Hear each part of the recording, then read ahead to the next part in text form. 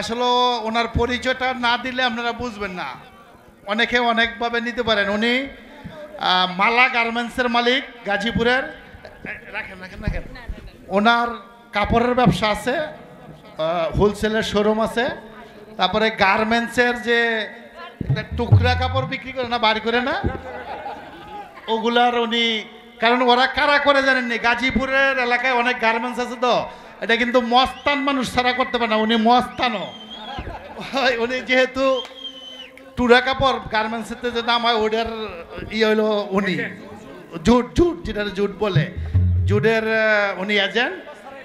গাজীপুরে ব্যস্ত হইলে ওনারা দিতে হবে, না দিলে উনি হামলা দিবে গার্মেন্টসে যাইয়া, বুঝছেন?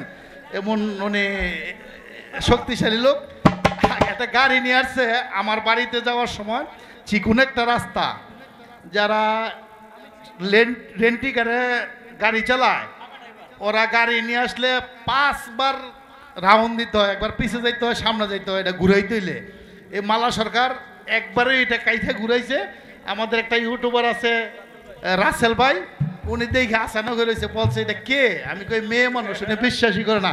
পরে গাড়ির থেকে নাইমে উনি যে ওনার চেহারা দেখছে, দেখে কয় দেখতে যেমন ড্রাইভারটাও সেরকম। ধন্যবাদ সকলকে, সবাই দোয়া করবেন ওনার জন্য, উনি যাতে আমাদের আসতে পারে। ওনারা আবার গান ছাড়া আমি আনবো আইনা আমাদের এলাকার উন্নয়নের জন্য, ওনারা আমি দাওয়াত দিয়ে আনবো আইনা, দেখি আমাদের এলাকায় কি করা যায় ওনার মাধ্যমে। সবাই দোয়া করবেন উনি যাতে আবার সুস্থ থাকে, আবার আমাদের এখানে আসতে পারে। আর একটু কথা বলেছে অনেক ব্যবসায়ী এটা সেটা, আসলে কিছু না।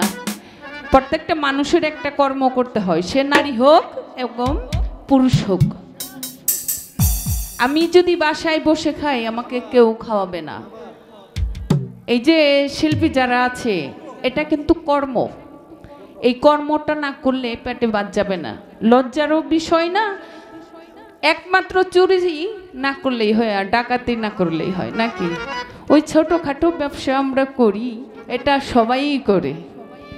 ভাইজান একটু বেশিই বলেছে, আসলে অত কিছু না, যতটুক মালিক দিয়েছে অতটুকু। সবাই আমার জন্য দোয়া করবেন যেন ভবিষ্যতে আসতে পারি আপনাদের এলাকায়। আর ভাই বলেছে কিছু করা যায় কি না, মানে এই জায়গায় কিন্তু আছে না ভাই, আছে কি না? কিন্তু আছে না যে কিছু করা যায় কি না? অবশ্যই কিছু করব। আমরা শিল্পী যারা আছি প্রত্যেক বছর এসে আপনার বাড়িতে হামলা দেব নাকি? ঠিক আছে না?